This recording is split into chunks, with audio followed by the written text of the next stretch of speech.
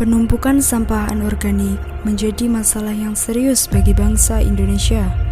Botol plastik, kain dan kertas merupakan salah satu sampah dengan masa penguraian yang panjang. Namun saat ini, banyak oknum-oknum dengan rendahnya kesadaran diri yang sering membuang sampah sembarangan. Kita sebagai generasi muda memiliki peran penting. Dengan kekreatifan, kita harus mengembangkan inovasi-inovasi dengan memanfaatkan sampah-sampah anorganik, salah satunya dengan pembuatan sofa ekobrik yang dapat mengurangi sampah botol plastik, kain, dan kertas.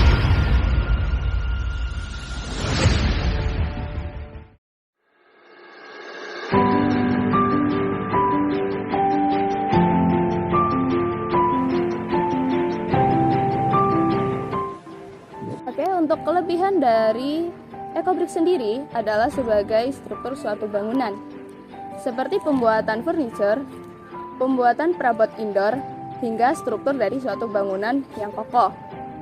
Untuk nilai ekonomisnya sendiri, ekobrik sendiri dijual di platform jual beli online, dan juga ada beberapa bank sampah yang siap menjual ekobrik tersebut. Tidak hanya menjual, dia juga akan membeli ekobrik tersebut dengan sejumlah uang. Bahan baku yang pertama adalah botol. Botol adalah salah satu bahan utama dalam pembuatan ekobrik. Yang kedua adalah kain perca ataupun sampah-sampah plastik yang gunanya untuk mengisi botol dan juga dipadatkan. Selain mencari barang-barang tersebut, kami juga membeli bahan secukupnya sesuai dengan kebutuhan.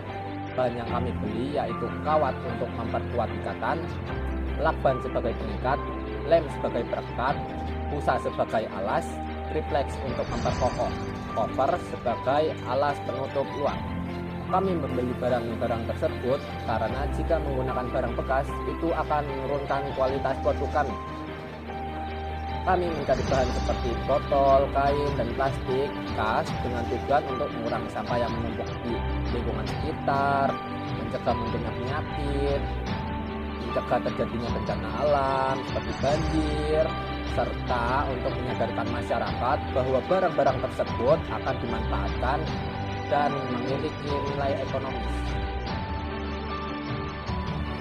Cara pembuatan ekobrik yaitu yang pertama kita perlu mempersiapkan bahan-bahan yang digunakan seperti botol plastik, kain bekas, kertas, ataupun plastik-plastik yang sudah tidak digunakan. Kemudian cuci sekitar 142 botol hingga bersih lalu dikeringkan. Lalu setelah itu, potong kain-kain bekas, kertas bekas, dan plastik-plastik bekas tersebut hingga menjadi bagian-bagian yang lebih kecil lagi. Kemudian, masukkan potongan-potongan tersebut ke dalam botol plastik yang sudah bersih dan sudah kering, lalu ditekan menggunakan tongkat semapur hingga padat. Selain itu, setelah padat juga perlu ditimbang hingga beratnya mencapai 200 gram. Setelah itu buat sekitar 142 botol yang terdiri dari 112 botol kecil dan juga 30 botol besar. Gabungkan sekitar 38 botol hingga menjadi membentuk pola lingkaran. Setelah itu buat juga kembali hingga menjadi 2 layers. 2 layers botol ekobrik tersebut direkatkan menggunakan lakban dan juga kawat. Setelah rekat, botol tersebut dilapisi menggunakan triplex. Yang triplex tersebut juga dilem lagi menggunakan lem tembak. Kita melapisi dengan busa, lalu ditutup menggunakan cover yang memiliki warna menarik dan bermotif. Untuk harga jual sofa ekobrik ini sebenarnya cukup murah. Kenapa? Karena di sini kita akan memanfaatkan barang-barang limbah. Seperti tadi ada botol bekas, kemudian kain percak, kita juga bisa memanfaatkan plastik ataupun kertas-kertas sisa. Untuk harganya sendiri, sofa ekobrik yang kecil kita harga sekitar Rp500.000. Itu udah termasuk 3 sofa dan satu meja. Harapan kami yaitu bisa menginspirasi masyarakat luas mengenai pentingnya menjaga lingkungan sekitar.